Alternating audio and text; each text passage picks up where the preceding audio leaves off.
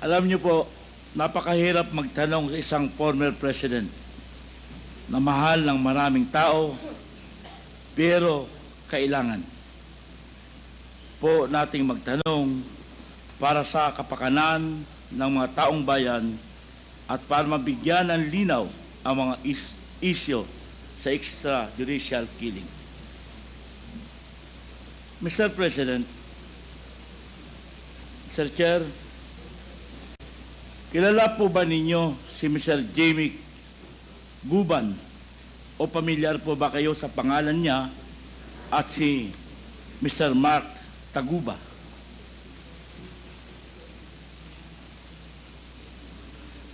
It does not ring a bell.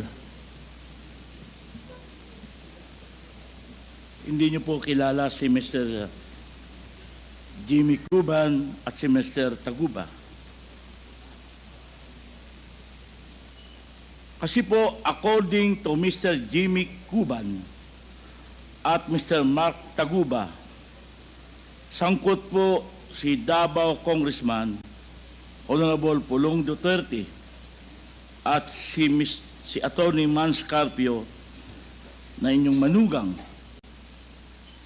at si Mr. Michael Yang na inyong Presidential Economic Advisor sa nahuling 1 billion worth of shabu sa magnetic lifters sa Port of Manila at sa smuggling ng mga metal cylinders na may lamang 6.4 billion na halaga ng shabu. Ngayon po, Mr. Chair, Mr. President, may alam po ba kayo sa insidenteng ito? O nabalitaan niyo po ba ito? Wala po.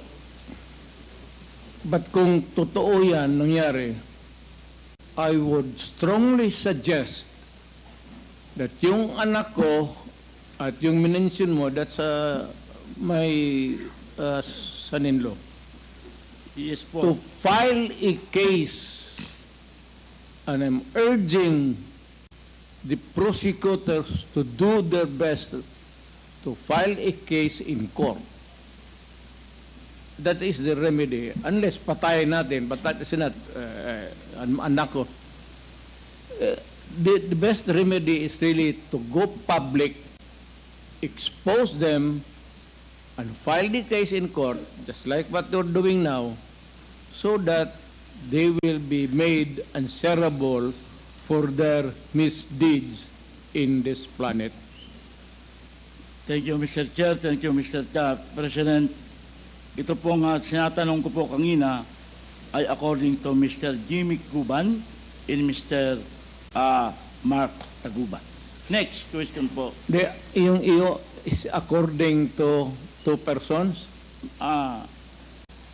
Ayon po kay Mr. Guban at ayon po kay Mr. Pulong Duterte, Mr. Jimmy Guban po, nandito ba si Guban? wala po siya. Mr. Jimmy Guban po is a former Customs Intelligence Officer. At si Mr. Taguba is custom broker involved sa smuggling of shabu. Si Colonel Asierto po ay nasa Zoom. Pwede po muna natin siyang tanungin, Mr. Chair.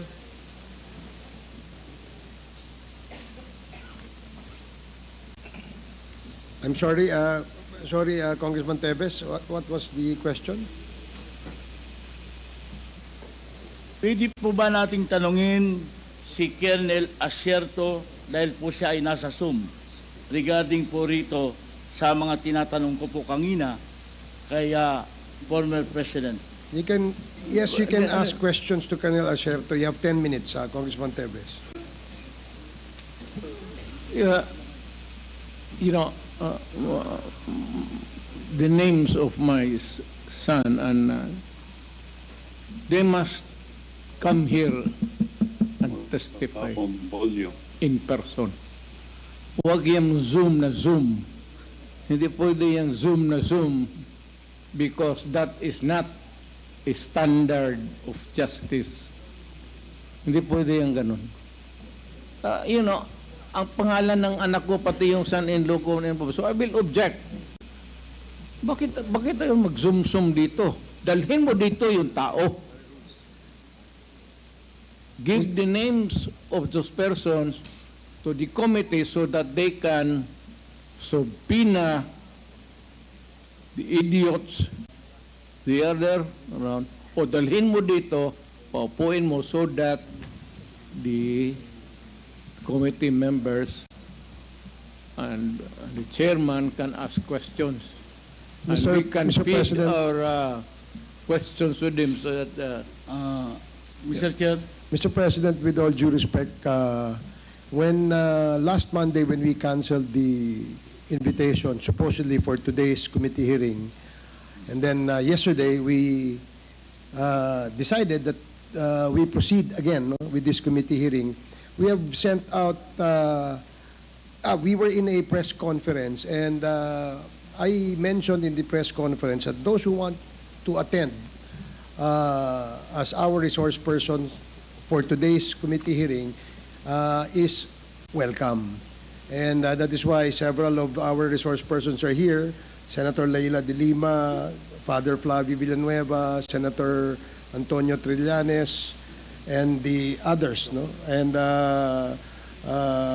former Congressman Nery Colmenares is also present. It is because perhaps they heard that there was a invitation that we stated during the press conference. Now, ginagawa din po sa amin ang when we ask questions to our resource persons via Zoom, it is allowed under our rules na they can be asked questions and they can also participate in a committee hearing.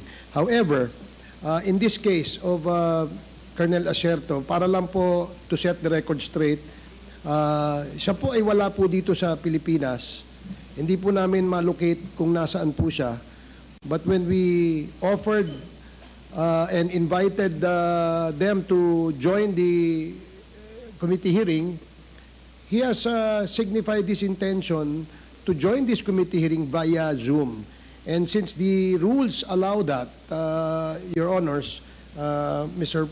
President, pinayagan po namin. Yan po ang nakasaad sa rules ng Rules of Procedure Governing Inquiries in Aid of Legislation sa 19th Congress po. Just for the information of the former President. So, kaya po siguro nandiyan dyan yung kung nagtanong po si Congressman Bong Teves kung maaari po bang tanungin si Colonel Acerto. I don't know if he's still online. If he's still online, pwede niyo po siyang tanungin. Just for the information of the former President. Thank you. Please proceed, Congressman Teves. may I ask to Colonel Acerto kung nandiyan pa?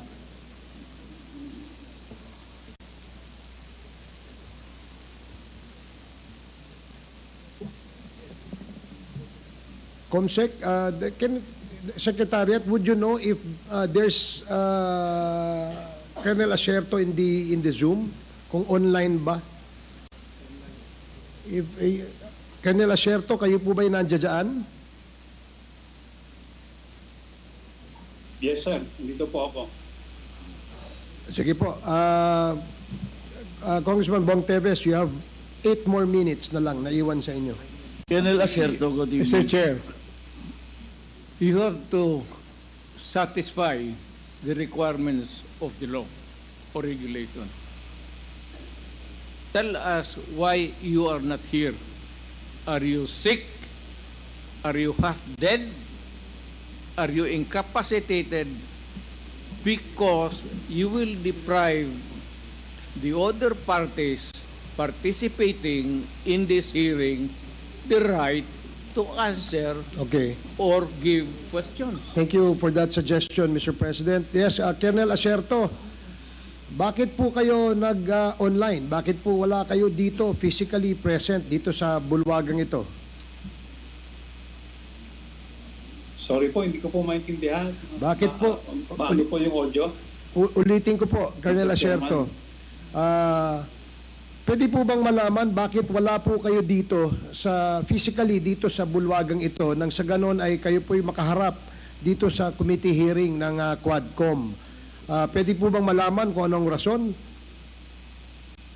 Ako po ay, Mr. Chairman, ako po ay nagtatanong dahil ako po ay pinapapatay ni dating Pangulong Duterte dahil sa ginawa kong report tungkol kay Michael Yang at Alan Lim. Eh, kung pinapatay kita, bakit buhay ka pa ngayon?